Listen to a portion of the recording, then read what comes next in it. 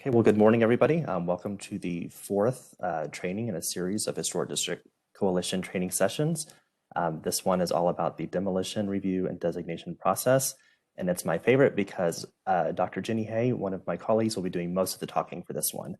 So Jenny is our Scout SA program manager. Scout SA is the brand for our demolition and designation program. And so they do all the historic assessments and reviews for determinations of eligibility. So with that, I will kick it over to Jenny. Great, thanks, Corey. I hope everybody can hear me okay. I have a small child doing Zoom school in the background, so if at any point you hear some noise in the background, that's probably what you're going to be hearing, so apologies in advance. Corey mentioned that Scout SA is the branding that we've applied to our sort of demolition and designation process. It also encompasses the Historic Preservation Office's survey program. So I'm going to talk a little bit about that today too. Try to get the bar from blocking your screen there. It's a little better. Okay, so as mentioned, this is the fourth in a series. So thanks for tuning in to this, I guess, penultimate episode of the educational sessions that we're providing for our Historic District Coalition. Today I'm going to talk about our survey program. I'm going to tell you a little bit about historic assessments, which is a relatively new product that we're providing to interested parties. So I'll talk about why you might be in the market for a historic assessment. I'm going to talk about the landmark criteria, basically describing how a property would meet the threshold to be eligible to be designated. And then we'll dive into the demolition review process for properties that are not designated. And finally, talk about the designation process. So sort of at every stage here, we'll have an opportunity to stop and discuss, and you can ask questions. As Corey mentioned, feel free to put a question in the chat. And one of my colleagues will bring it to my attention and we'll kind of stop and address that. And with that, I guess we'll kind of get started. So as I'm sure many of you are very familiar with, the Historic Preservation Office is responsible for conducting historic resource surveys. We have actually been conducting resource surveys for more than 40 years now. So we have quite the cache of data, if you will. We now use, instead of paper forms, we now use a digital form called Survey 123. This enables us to collect the same information that we were collecting prior to, well, on the paper form, obviously. That kind of information is as simple as architectural style, as the materials that you see on the exterior of the structure, roof forms, landscaping descriptions. Basically, we're trying to capture the sort of visual of the site, right? And then additionally, provide a little bit of research on the year built and potential significance that might be associated with the property. So right now, we are working on surveying the proposed Buena Vista Historic District, which is located on the west side of San Antonio. And also the Tobin Hill neighborhood, which we have a grant for through the Texas Historical Commission to complete that survey. So all of the survey results that we are collecting are being funneled to our Explorer map. And I think Corey has spent some time in previous sessions demonstrating the Explorer map, so I won't go into that today, but at the end of our session, if that's something that we all want to look at, that's certainly something that we can do. So. The purpose of the survey is to be proactive in identifying historic resources before they're under threat. So this is going to become really important as we start talking about demolition requests, because these survey results really directly inform the decisions that we make about our demolition review process, how to look into things, how long we need to take to review a property that's been proposed for demolition, and whether or not that's something that we think might have significance and thus might require a hearing by the Historic and Design Review Commission.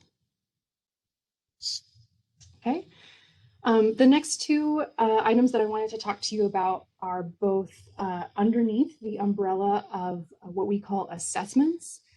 The first one is called a designation verification, and if you're familiar with a zoning verification, it's very similar. So these are essentially a formal letter from the Historic Preservation Office that provides your current designation status and anything we have on file regarding a property, as well as the ordinance if it's available, which like 99% of the time it is available. So designation verifications are really helpful for people who just need that formal status in writing from us, on letterhead. We sometimes get these requests for folks who might need them for their insurance policy. Sometimes sort of less common, but it does happen. We get requests from realtors and sometimes related to funding. So if somebody was going through their sort of due diligence process and they needed to show their funder the designation status of a structure, they might request this letter from us. So again, it does not change the current designation status. This is not a form that you would request because you don't think that your property should be designated or you think that your property should be designated. This is really just a verification of the current status of that property. And there is a fee associated with it because there's work behind the scenes that goes into producing these. So it's $150 for these designation verifications. Okay, and then the second really more in-depth product that we're offering, which is sort of a pretty far step beyond those verifications, is the historic assessment itself. So the historic assessment really is ideal for property owners or even potential buyers of a property, and then also especially developers who are considering large-scale projects. Anything that might involve demolition, that's when we recommend the historic assessment. And as far as timeline is concerned, folks come to us, again, as part of their due diligence process, and we'll say, well, I have this project coming up and we're considering demolition as part of the project, and here's, the sort of scope of that. And so our question to them to try to determine, what to recommend for their next step is, well, where are you in your timeline? Are you more than 6 months out from potential demolition? And if they say yes, then we typically recommend that they go through the historic assessment process. If they're really ready to demolish tomorrow, then it's not a question of whether or not something is significant. It's they're going to move forward with their project, and we're going to have to review that demolition request. But if they have enough time in their timeline to request these historic assessments, again, if they're at least 6 months out from any kind of potential demolition, then we do recommend that they request an assessment. So again, this product provides an ordinance if something is already designated. We write a statement of significance if there are historic resources identified on the site. We do an evaluation of eligibility, and in just a second, I'm going to talk about what the criteria that we use to evaluate that eligibility are. And then if the applicant comes to us with any kind of idea of what their project might look like, we provide a response, sort of treatment recommendations, if you will, to that potential project. So say someone is considering doing an addition or would like some feedback on whether or not a portion of a structure could be removed, and then there could be new construction related to the portion that was removed. Well, we can give direct feedback to that. Again, based on the historic design guidelines, understanding how to best treat any significant resources that are identified through the assessment. The historic assessment does not result in designation. So let's say you come to us with a property that's not currently designated, you request an assessment, and as a result, we've evaluated the significance and found that it probably does meet the threshold to be eligible as a landmark. That does not mean that we move forward with the designation process. What it does mean is that very clearly, if you came back to us with a demolition request, that it would very likely require an HDRC hearing. Does that make sense to everybody? It's something we spend a lot of time on with our applicants, so I want to make sure it's kind of a clear divide there. So the assessment could say that you are an eligible landmark, but that does not mean that you're moving forward in the landmark process. It does directly inform what happens if you come back with a demolition application. These assessments expire after 5 years. We feel like 5 years is a pretty reasonable time to think that we could be firm in our evaluation. So after 5 years, we would reevaluate. And there is a cost, again, to $350. The timeline for these, if the property is already designated, we actually have a code-defined timeline. It has to be done in 30 days. If the property is not designated, it takes 45 to 60 days. And depending on how many assessments we have in the queue, it can be, really 60 days, because it does take quite a bit of time to do these assessments. So. Okay, I'm not seeing anyone frantically waving at me, so I think we're ready to move on. Okay. All right, so let's talk a little bit about the criteria. So the Unified Development Code provides us very specific guidance about how to evaluate properties for eligibility related to landmark or district designations. So these criteria, there are 16 of them, and they are broadly based on the Secretary of the Interior standards, but they are really filtered through a sort of San Antonio lens. So, and then also, just to be clear, sometimes there's confusion about this. If you're familiar with local eligibility versus eligibility for the National Register of Historic Places, they're not the same thing. So a property could certainly be eligible for local designation, but not meet the threshold for eligibility for the National Register of Historic Places. Okay, so the code tells us that of these 16 criteria, that you have to meet 3 of them in order to be eligible as a landmark. If you were coming forward with a district proposal, you would have to have within that proposed district at least 2 properties that meet that threshold. So pretty straightforward, right? If it's a single property that meets the threshold, it's a landmark. If you have at least 2 properties that meet the threshold, then that becomes a district. Just to very broadly describe what the criteria are. So there's a couple of associations that might be significant. So association with a prominent person, association with a prominent event or movement. So this could be a person who's important to the development of the community. It could be a particular architect. It could be a particular builder. It could be someone who is important on a state or national level as well. The property could contribute to the significance of a neighborhood or as a collection of buildings. So we typically find that the criteria sort of lumped into this bucket we use mostly when we are seeing properties that are within an area that we've identified as potentially eligible as a district, but is not designated as a district. So we would say that this, if this area were eligible, or excuse me, were designated, that this property would be contributing within that historic district. So a property could have architectural significance. It's a pretty easy one that we gravitate towards a lot when we think about how properties get designated, is that they're architecturally significant. So whether it's that they're an excellent example of a specific style, or maybe they are the only extant example of a particular style. It could be a lot of different things related to the architecture.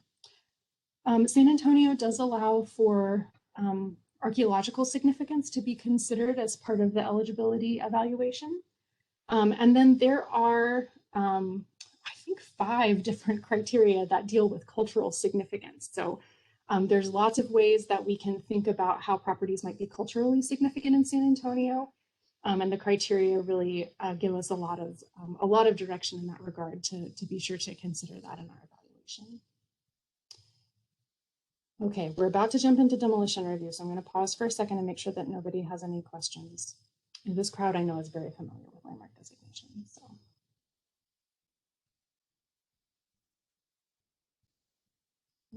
Looks good. Okay, all right, let's jump into demolition review. So as most of you know, I'll just remind you that the Historic Preservation Office reviews every single demolition application that comes in within the city of San Antonio. So that means that anything from the edge of the city limits all the way into downtown, if there's a structure on the property that's being removed, we have to sign off on it first. So I'll tell you that the last time we kind of averaged out the volume of this, we were reviewing somewhere between 40 and 45 demolition requests every month. So it is a pretty steady flow, and there's really only a couple of us doing this work. So for those of you who have engaged with us during the demolition review process, I think we always appreciate your understanding and how limited we are in what we can do here. And this really, again, we'll go back to reinforce the importance of that survey work to be more proactive and identify potentially eligible resources so that things don't slip through the cracks when they get to the demolition review stage. So, all right, so when we get a demolition request, there's a couple of different approval routes that it can go, okay? So we can immediately administratively approve, meaning staff can sign off on requests for structures that are definitely ineligible and structures that have been determined non-contributing. So if they are designated, that means that they have on file a non-contributing determination saying that they are not significant to the history of the property. Does that make sense to everybody? Okay. So just for example, if something were built in the last 10 years, it would not be eligible for landmark designation. So that would be something that we could very easily look at and say, okay, this is obviously eligible for administrative approval of demolition, and we can just move it forward. The code does allow us up to 30 days to review demolition requests. So our policy is to take that full 30 days for any primary structures that are located within neighborhood conservation districts, for non-contributing structures that are within historic districts. And I think Corey went into that a little bit more when he talked about their design review process, because that's largely within the design review purview. And then for structures that we know are potentially eligible, so let's say we have a survey on file that has some research attached to it that clearly says we think that there's significance here, we would take the full 30 days to review that demolition request. Just so you're aware, we also are monitoring agendas of commissions that are sort of running in parallel to us. So the Planning Commission and the Zoning Commission specifically, we review those cases, and if there are demolitions either implied or clearly included as part of their requests, especially at the zoning stage, we do provide case comments. And in fact, when we're able to, we actually reach out to the applicants to let them know that they need to go through the demolition request process with OHP. We obviously don't want them to get down the road and not realize that there's going to be an additional 30-day review of a property, and then of course, heaven forbid it be something significant. We don't want anyone to feel surprised about that. We don't want to be surprised either.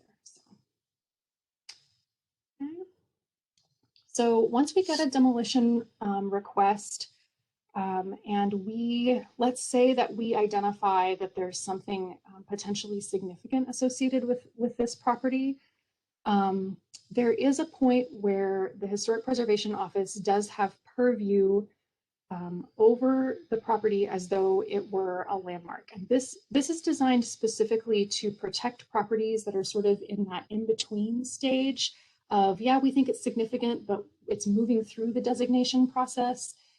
So, it's not fully designated, but changes to it could harm the historic significance of the resource. And so we want to make sure that we're involved if there are changes made. So we receive the demolition application, we take that 30-day review period, and we identify that it's significant.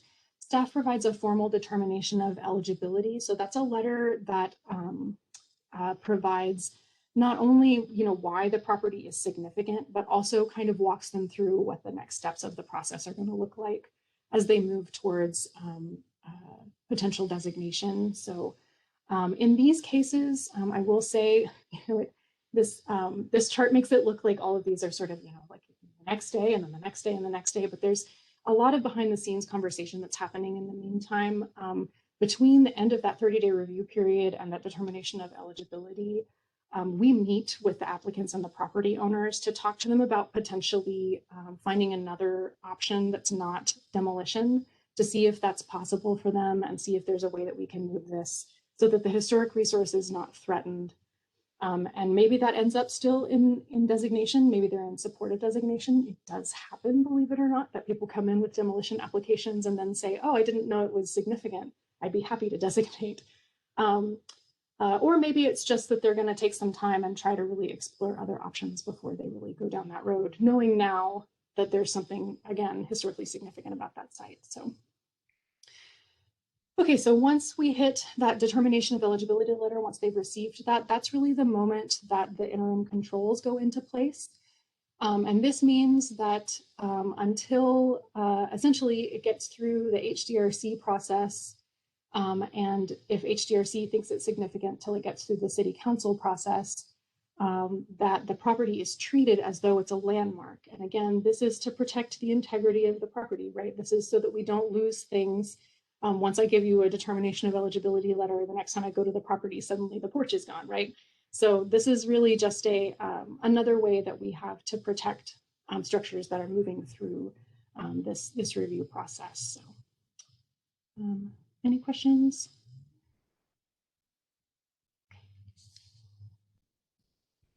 All right, so I won't talk very long about demolition review of designated structures because I know that Corey went over it when I talked about the design review section, but essentially there's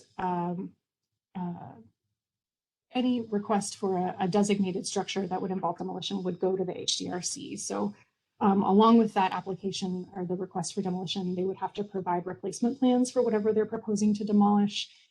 And applicants are required to show that they have an economic hardship that would be the reason for needing to demolish. If they can't prove that there's an economic hardship, then they can show that there's been a loss of integrity. When folks come to us and ask what a loss of integrity is, I typically tell them, if there's no building left because there was a fire last week, that's a pretty compelling loss of integrity. But that paint peeling off of a building is not loss of integrity. So to kind of help them understand, what kind of threshold we're looking at when we're trying to consider whether something really has had a devastating or catastrophic loss to it. Barbara's asking about expanding on economic hardship. Barbara, I'm going to let Corey do that because that's my team doesn't review those, so he's going to have specifics on it, but we'll be sure to go over it before. Corey, you want to answer it now? I can. I mean, I hear myself. That's not good. This is something that is unique to the demolition review process. There's not a lot of other instances in any other type of code review or city review that speaks to economic hardship. And really it is meant to prevent hasty demolition. So as a review, it really ensures that due diligence has been done in assessing that there is no other option but demolition. And so there's criteria that may be presented to the HDRC for consideration of an economic hardship. And then there's sort of a burden of proof threshold. So sort of like it's going, before a court and it's being reviewed and the HDRC is the jury. They're determining whether or not the evidence provided satisfies those burden of proof requirements to meet economic hardship. This is something that we actually looked at a few years ago. There was a CCR from Councilman Trevino to make sure that this was a sort of airtight section of the code. And we worked with the city attorney's office and we looked at what the state's local government code allows us to do. And we determined we're maxed out. Like this is a very airtight process and really gives the HCRC quite a bit of, I don't know if power is the right word, but authority over demolition review.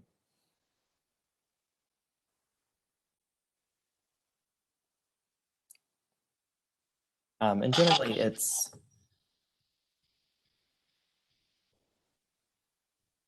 Sorry, I was catching up in the chat So too. Monica's asking if the applicant provides evidence for economic hardship, provides counter evidence. So for demolition of a designated primary structure, this process, it is a 60-day review process. And so generally what happens is we get an application, we make sure it's complete and that something's been submitted. But the reason that the code gives us that 60 days is to have a discussion. So there's automatically going to be, a design review committee meeting. Usually it's a site visit so that the commissioners can be familiar with the condition of the site. And during that time, it's really intended that if there's additional information that's needed, then that can be requested from the commission or by staff. We do the same thing. Like we might be reviewing something and have a few questions or saying, I'm seeing that you're trying to make this argument, but here's the type of evidence that's really needed to substantiate that argument. And so that 60 days is really intended that the application can be built based on the feedback and discussions that have been taking place. There's a certain amount of time that the applicant has to provide that before the HDRC hearing. Sometimes we might get to the point where staff is recommending that there's like the argument for economic hardship just hasn't been substantiated by the evidence provided, and generally that's the case. But sometimes they might have a good argument, and generally it is going to be that there's no other potential reuse for the structure other than it being demolished, and so it's going to have sat vacant for a while. It's going to have multiple attempts by multiple owners, usually, to rehabilitate or reuse that property somehow. And so, we've had a few instances, usually they're in the downtown core where property values are really high and development options are tight. And so we've had some kind of anomalies where those are often approved.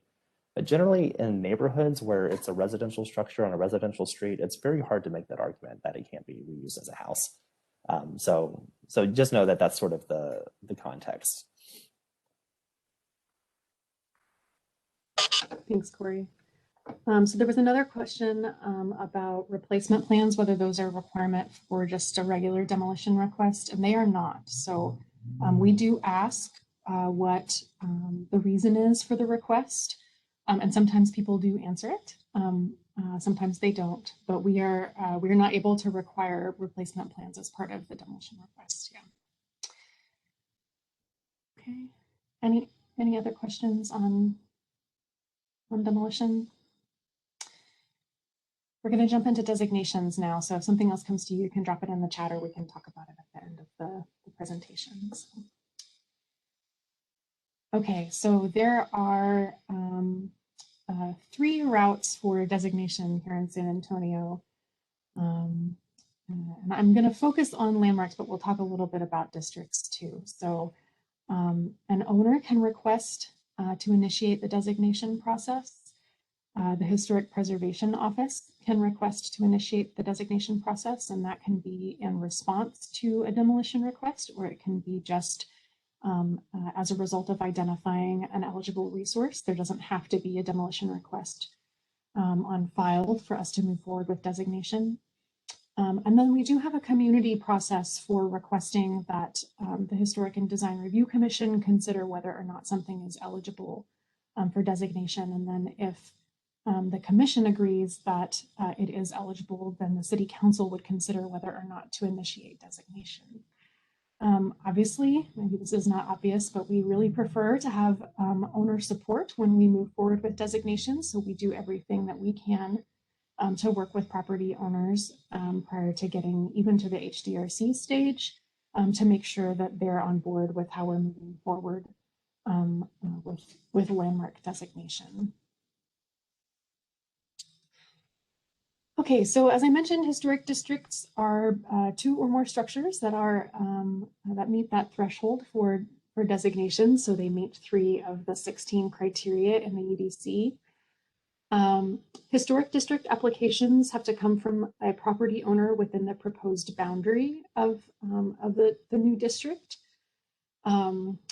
The process is about a year long. An application stays active for 12 months. So our office is required to hold 1 single public meeting after we've received a historic district application.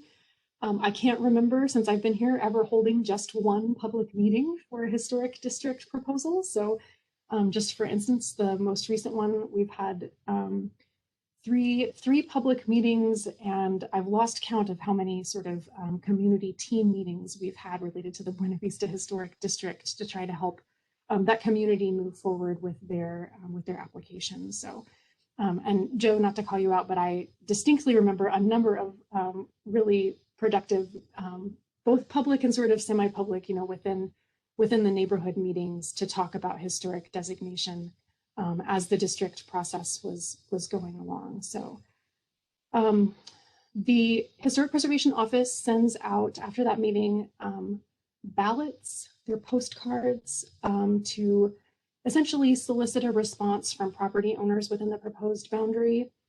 The Historic and Design Review Commission can't hear the case for designation for a district until we've captured and verified, or I should say verified, captured 51% of verifiable support from property owners within the district. So if we are at 48%, we cannot take the case forward to the Historic and Design Review Commission, and the application expires at the end of that 12 months.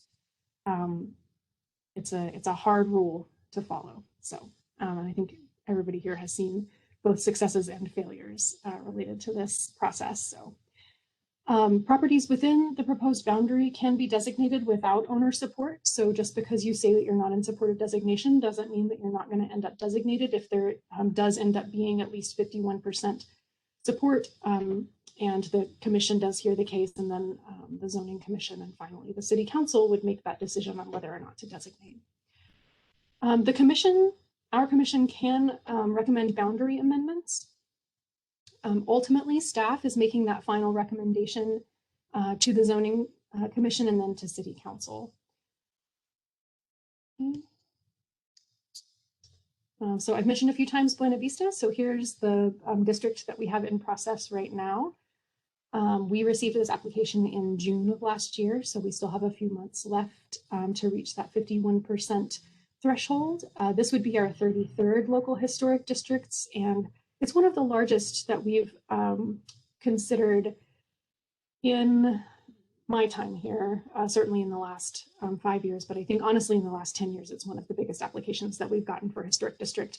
Lately, both here locally and then nationally also, the trend has been to see smaller districts formed. East French Place is a really good example of that, where it's sort of a single block on one street that became a district. So that seems to be the way a lot of folks are finding that it's possible to move forward with designation. So there were a couple of questions in the chat. Ricky, I think one of them was about demolition by neglect, so we're going to hold that for just a minute. Joe asked about why a postcard is, if you don't get a response, why that's considered a no vote. So the thing is, we have to show 51% of yes votes. Okay, so a no vote or a non-vote is the same thing, because all that really matters is hitting that 51% of yes votes. Is that clear to everybody? Yeah. Yeah, and it's, I guess the other way to explain it is that it's not 51% of the responses that we receive, it's 51% of the property within the district. Okay. So, okay, I think I answered that. I got a thumbs up from Joe, so I feel good about that one. Okay, so let's talk about the easy ones. Owner-initiated designation. So we have somewhere between, 6 and 12 a year. On a good year, we might have, between 15 and 20 of these individual designations. A lot of the time, folks are interested in designation because of our tax incentive, because there's a substantial rehabilitation tax incentive that's available to landmarks, designated landmarks, but that's not always the case. Actually, we're working with a property owner right now who has no motivation from that tax incentive whatsoever. It's really interesting to see all of the different ways that people get excited about designation. So it is a very straightforward process. There is no cost associated with landmark designation in San Antonio. The Historic Preservation Office covers the the fees that would be associated with the zoning change. So there's, other than your time in preparing the application and moving through the public hearing process, there's not a cost involved. A request for designation has to go to the Historic and Design Review Commission, followed by the Zoning Commission, because again, in San Antonio, historic designation is a zoning overlay. And then finally, City Council is the one that makes the final decision on those requests. So we have a few of our most recent designations here that you can see. So there's a wide variety of what's coming in. And we do sometimes see commercial structures come through. I would say that the majority of these individual designations tend to be residential. Monica, your question showed up and then disappeared from me, so I'm going to take just a second and read it. I'm sorry.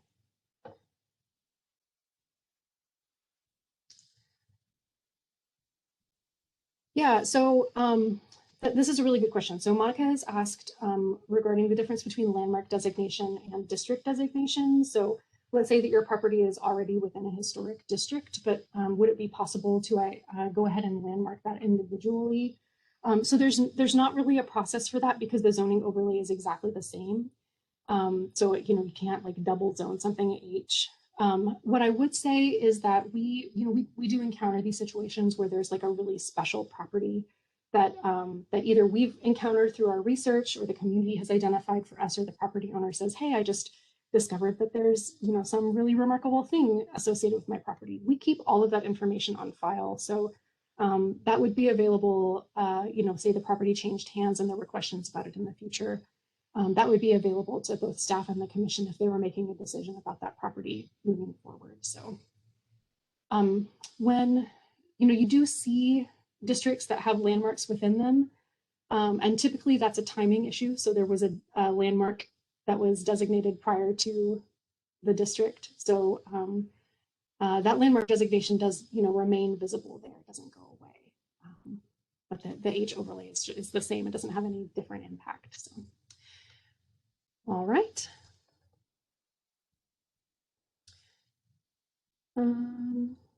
Okay, we had another question about districts that I want to answer before we jump ahead. So what's the process for enlarging an established historic district? This is a really great question. So historic districts can be expanded. I think most famously, Monticello Park has been expanded 5 times, I believe.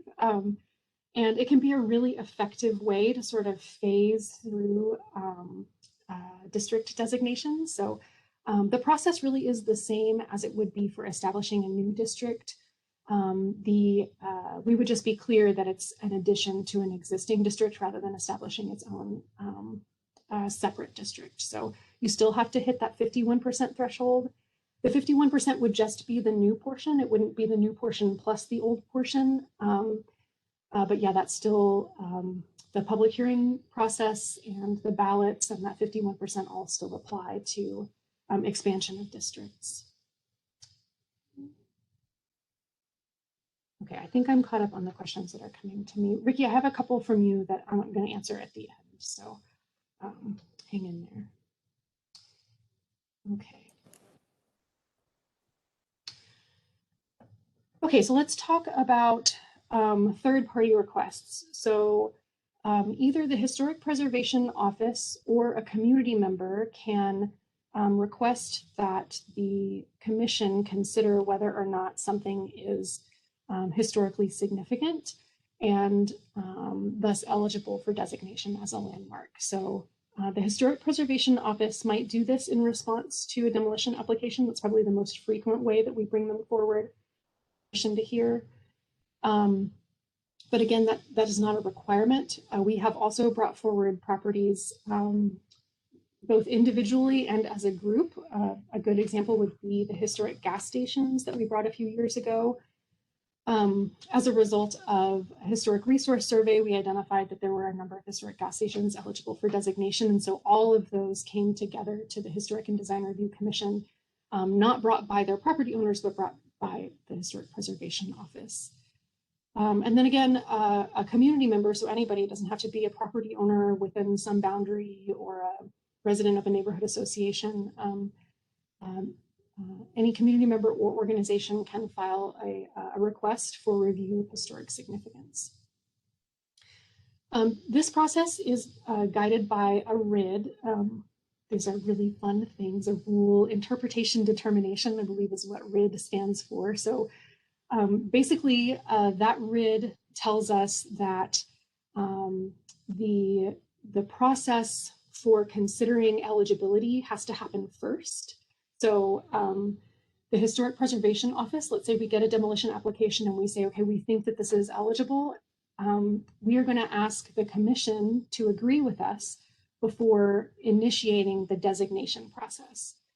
After the commission agrees, say they do, the case has to go to City Council, and City Council is the body that decides whether or not to initiate designation.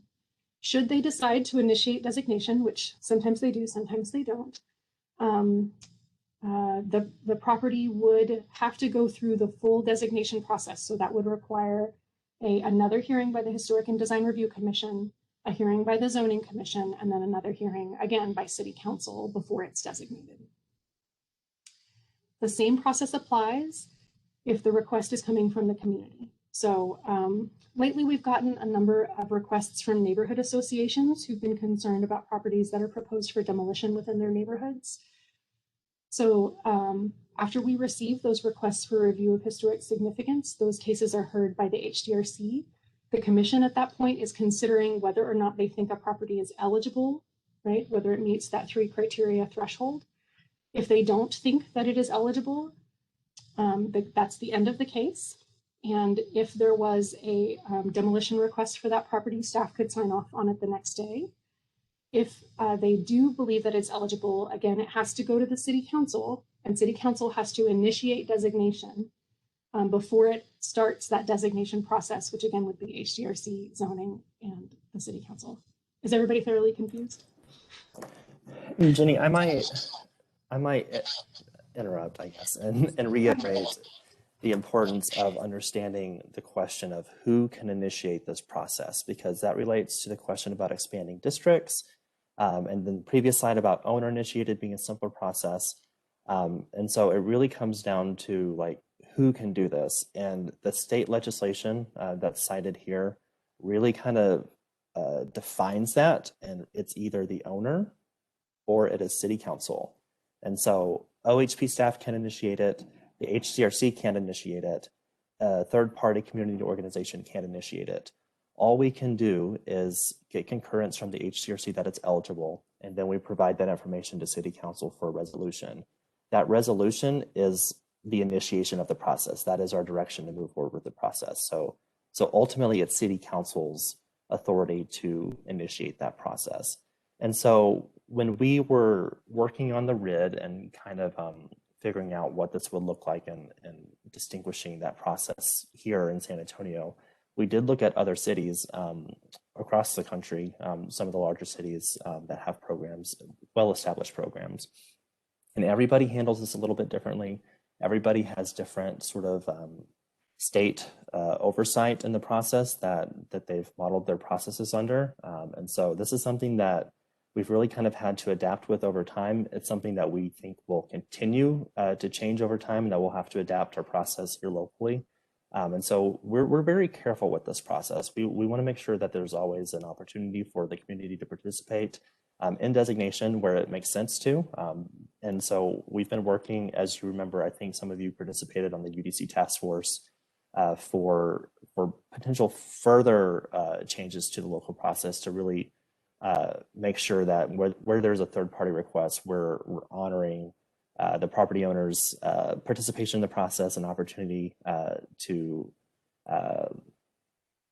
have their rights honored in the process and be able to participate. So just know that this is something that's very serious and we take very seriously, and that's why it is, where there's a third party, it's a 5 or 6 step process and multiple public hearings, and that's why we're being scrutinized, and so we want to make sure that we're doing a good job and being thorough.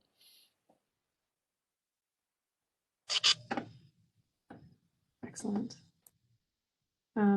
Yeah, so just to kind of take Corey's cue there. So the state legislation that's cited here also has requirements specifically about timing. So when property owners have to be notified, which we actually exceed pretty substantially those requirements. And then also the kind of information that's provided to property owners as they go through this process, which again, we were already exceeding those requirements. So in a lot of ways, the state legislation was a good reminder that we were doing things in a way that really does provide as much transparency and predictability as possible in the process to both the property owner and also the community. So. Well, and something else interesting has happened since this legislation occurred. During it, so 2 years ago, while we were working on the city's response to the legislation and kind of figuring out what that would mean here, Ginny and I had a conversation, and the legislation is really intended to address cases where there's owner opposition to a designation. And I asked Jenny, have we ever had a case where the owner came to council and was opposed and, and moved forward and was designated? And the answer was no. Like, it just doesn't happen that often. But now that this legislation is in place, and now that we have really clarified what the local process looks like and made it clear, and what our interactions with the property owner look like and all the notification requirements, we've had several that have successfully gone through the full process with owner opposition. So it's kind of counterintuitive. Like it's I don't know that it's the opposite result of what was intended by the legislation, but it certainly has kind of, I think, helped locally just with clarifying the process for everyone involved. Yeah. Okay. All right, so let's jump forward to talk about the process just a little bit further, and we're almost finished, so we can spend a lot of time addressing any questions that have come up about any of the topics that we've covered today. So again, with these third-party or non-owner initiated cases, the question of eligibility is that very first stage. So that case would be heard by the Historic and Design Review Commission, and they would say, no, it's not eligible, or yes, it is eligible. A yes means that the city council would have to hear the case. After the city council decides to initiate designation, that's when that second row, the bottom row, would begin. So we would have, again, a Historic and Design Review Commission hearing, a zoning commission hearing, and finally city council. One of the things that the legislation did that was a little bit new was require that there's a supermajority approval at either the Historic and Design Review Commission stage or the zoning stage. And that has to happen when the designation is being considered. So not at the eligibility, like not the eligibility question, right? The commission has to, either the Historic and Design Review Commission or the Zoning Commission would need to have a supermajority approval of the request for designation. Doesn't have to be both, just one. Does that make sense to everybody? Okay, and then city council does have to have a supermajority to zone over owner opposition, but that's been in place for years and is not anything new. So the state legislation clarified that, but didn't make any changes to us locally, didn't have any impact. Okay. I don't have any more slides for you. We had a couple of questions come up that came to me privately that I missed, so I apologize. Ricky, a couple of those have come from you, so I wanted to say specifically that I'm going to answer them. So one of the questions was about historic district designation again, and what the window is for someone to potentially change their minds within that that process. So let's say a property owner says no, but after attending a meeting, they've decided that actually they do support the initiation of designation. So we track that all the way through the process. So if a property owner calls us on day one after receiving the ballot and says yes, and then calls us on day two and says no, we track every single change. We report the most recent information that we have. So let's say the threshold of 51% is met, and we do take a case forward for district designation to the Historic and Design Review Commission. People can still change their minds at that point, and we would report what we have at that time. I will say once that 51% mark is hit, we will move the case forward. The code requires us to move the case forward. So even if once it gets to the zoning commission, it dips a little bit because we've received some new opposition, we still have to take that case forward because it did at that one point hit that 51%. It doesn't stop and start it over again. So that's really unusual for that to happen. It can happen, it has, but it's very unusual for it to happen. Another question was, are plaques still available? And I believe the answer is yes. Yeah, yes, lots of nods. Yeah, basically you can order by contacting staff and we'll arrange a pickup. Okay. And then Ricky also asked about demolition by neglect, which I think again is a Corey question. Sorry. Yeah, that's really separate from this. Demolition by neglect is a enforcement tool.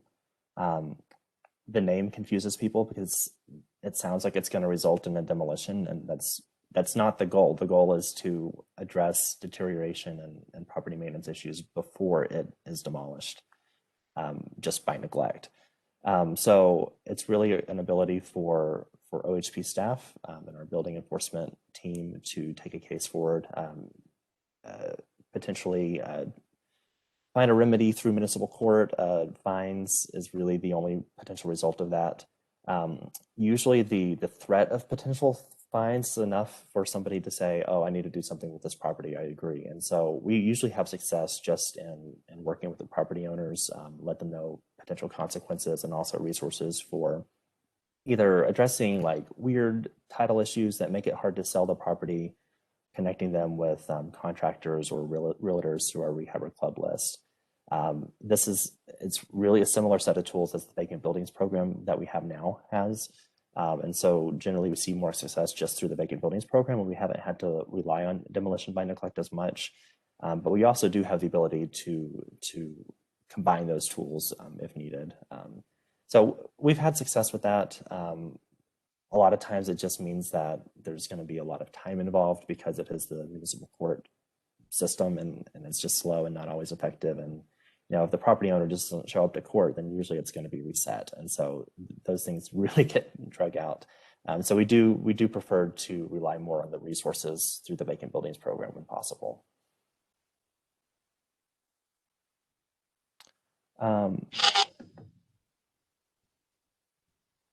Is city staff available to assist with state or national register listings, Jenny? So in the sense that we can provide anything we have on file for you, yes, absolutely. In the sense of, do we write National Register nominations? Typically, no. The only exception to that is the Downtown and Riverwalk National Register Historic District, which obviously was a very big exception. But I can't imagine how that would have moved forward on its own. So yeah, we do, when folks come to us and ask for help, we're happy to provide anything we've already got on file. If it's a recent landmark designation or there's a historic assessment on file, those can actually be used pretty easily for determination of eligibility requests at the state level, but not as a nomination form. So. We also have a really good question that is about carriage houses, but let's just call it accessories. Are they generally considered contributing structures in a historic district? So the answer is it depends, right? It depends a lot on the development pattern of a community. Each of our historic districts is different. You don't see carriage houses in Monticello Park, but you do see garages that would be considered contributing in Monticello Park. And so in our oldest neighborhoods, so like King William, for instance, there are a number of carriage houses that are original to the primary structure and would be considered contributing structures. Yeah, go ahead, Corey. Go ahead. I was just going to say, I mean, what we do is we oftentimes will look at the Sanborn maps, which gives us a good indication of built date. So sometimes there might be something that's just, looks old and we're not sure. And so that helps us confirm kind of when it was built. And if it's something that is of age to be considered historic or was clearly built at the same time as the primary structure, then that's going to be considered contributing regardless of condition. So very often they're in poor condition. Somebody doesn't understand why it has to go through the full, HCRC process, and that's why it's the distinction of contributing versus non-contributing. I add one more thing that's one of our favorite things to say around the office, because it's historic districts and individual landmarks are a zoning overlay.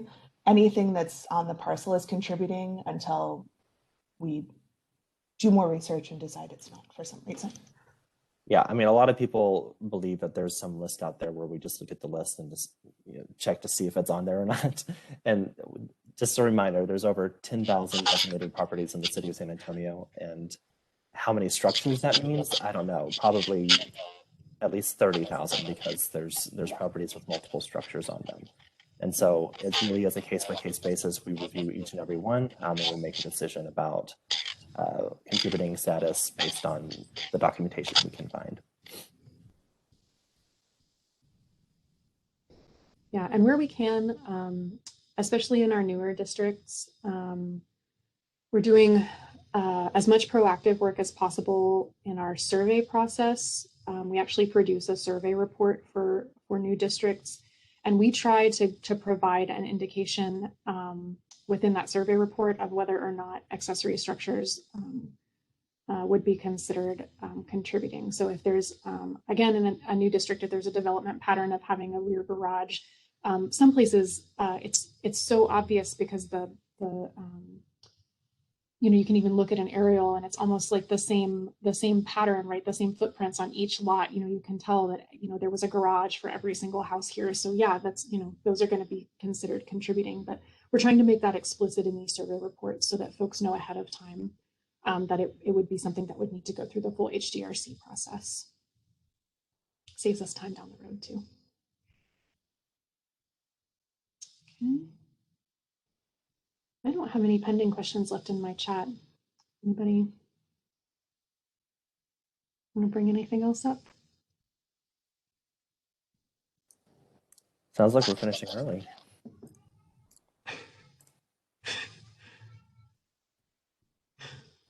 Okay, well, thank you, everybody. I hope this has been informative for everyone. Thank you, Jenny, for volunteering to lead this discussion.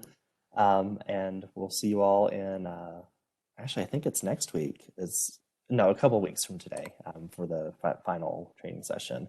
Again, if you have any other items for discussion at that training, that's going to be sort of the grab bag, things that have come up at other meetings that we didn't have time to address. Feel free to just shoot me an email and we'll include it on that discussion. Bye, everybody. Bye, thank you.